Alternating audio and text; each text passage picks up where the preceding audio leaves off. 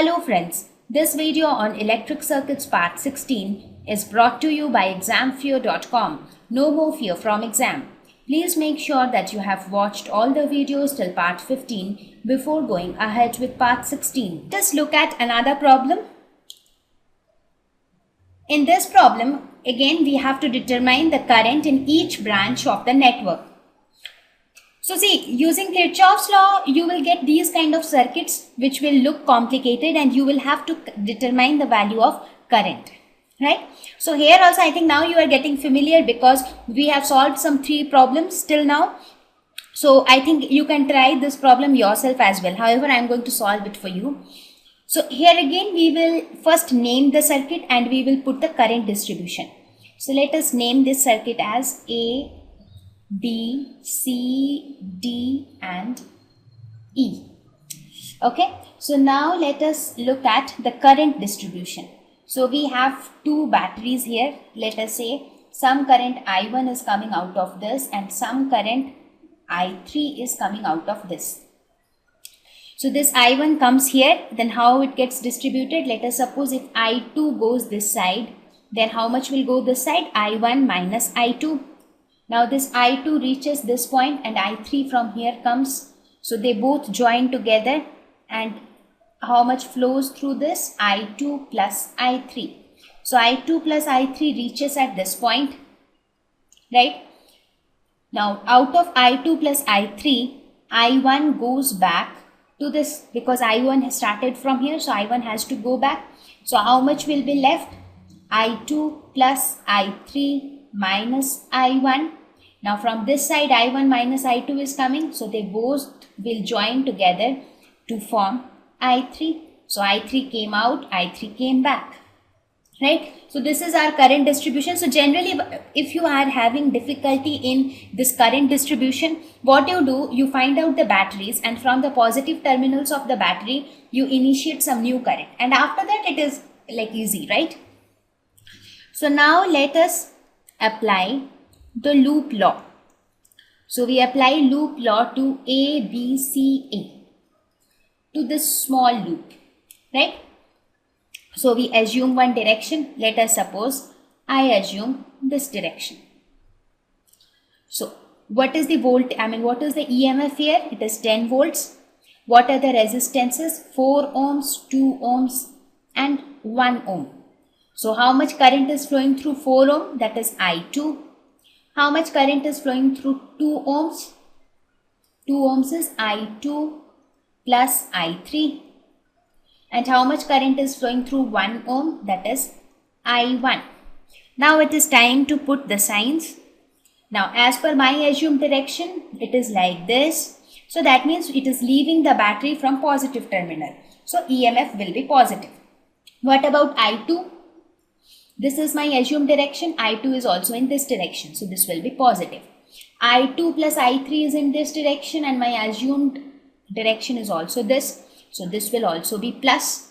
What about I1? Again I1 and my assumed direction are in the same direction. So from this we get an equation I1 plus 6 I2 plus 2 I3 is equal to 10. So this is my first equation. Now let us apply the loop law to B, C, D, E, B. That is B, C, D, E, B, this circuit. So here also we assume one direction. Let us suppose I assume this direction. So what is the EMF in this circuit or this loop? 5 volts. What are the resistances here? 2 ohms and 2 ohms. So how much current is flowing through this 2 ohm? It is I2 plus I3. And how much current is flowing through this 2 ohms? It is I2 plus I3 minus I1. Now looking at my assumed direction, E will be positive. What about I2 plus I3? That will also be positive and I2 plus I3 minus I1 will also be positive. So we get minus I1 plus 2 I2 plus 2 I3 is equal to 2.5. So this is my equation 2. Now I need one more equation because I have 3 variables.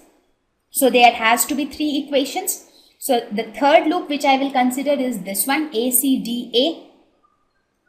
So let us consider ADCA. So in this, which is the EMF, it is 10 volts again. What are the resistances? 1 ohm, 2 ohms and 4 ohms. So how much current is flowing through 1 ohm? It is I1. What is the current flowing through 2 ohms? It is I2 plus I3 minus I1. And what is the current flowing through 4 ohms? That it is I1 minus I2. So let us put the signs. Now we have to assume a direction first. So let us suppose I assume this direction. So in this direction, if you see, it is leaving the battery in positive terminal. So this 10 volts will be positive. Direction of I1 as well as I1 minus I2 is positive. So I1 will be positive, I1 minus I2 will also be positive. But when it comes to I2 plus I3 minus I1, the direction is negative because it is in the opposite direction. So from this, I get another equation, that is 7I1 minus 6I2 minus 2I3 is equal to 10. So now I have three variables and 3 equations. So it is easy for me to calculate the values now. So let us calculate. So what I do, I add equation 1 and 2 to get an equation in 2 variables. So I get I1 plus 6I2 plus 2I3 is equal to 10 minus I1 plus 2I2 plus 2I3 is equal to 2.5. So these 2 will cancel. So this is 8I2 plus 4I3 is equal to 12.5. Right? So this we can write it as 2I2 plus I3 is equal to 3.125. This is my equation 4. So now what do? Now I add equation. Now I multiply equation 2 by 7. So it gives minus 7I1 plus 14I2 plus 14I3 is equal to 17.5, and we call this as equation 5. Now if I add equation 2 with equation 5, what do I get? I get 7I1 minus 6I2 minus 2I3 is equal to 10, and this is minus 7I1 plus 14I2 plus 14I3 is equal to 17.5. Now if you add these two, you get 8I2 plus 12I3 is equal to 27.5, or we can write it as 2I2 plus 3I3 is equal to 6.87. We call this equation 6. Now we can compare equation 4 and equation 6. If you subtract equation 6 from equation 4, you get 2I2 plus I3 is equal to 3.125, and equation 6 is 2I2 plus 3I3 is equal to 6.87. Now if you subtract these two, so you get I3 is equal to 1.87 amperes. So you got the value of one variable. So now once you are able to calculate I3, so your job is almost done. So now what do? Now from equation 4, we get 2I2 is equal to 3.125 minus I3. Now using the value of I3 which we obtained here, we can get the value of I2 as 0.62 amperes. This is the value of I2. Now once you know I2 and I3, then from equation 1, you can calculate the value of I1 as 10 minus 6I2 minus 2I3. So this is equal to 10 minus 7.46, which comes out to be 2.54 amperes. So these are the values of I1, I2 and I3.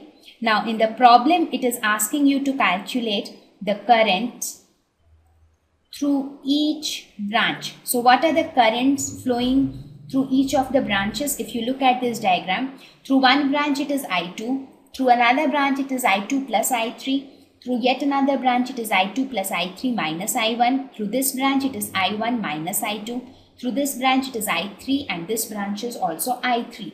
So you have to basically find out these values: I2, I1 minus I2, I3, I2 plus I3, I2 plus I3 minus I1, and I1. So out of these, we have already calculated the value of I2 as 0.62 amperes, I3 as 1.87 amperes, and I1 as 2.54 amperes. So now you can yourself calculate all these values, and that will become your answer. Thank you. Please visit examfear.com to watch free educational videos, try free online tests, get the best quality study materials, study from the best tutors and mentors, and much more. Thank you once again.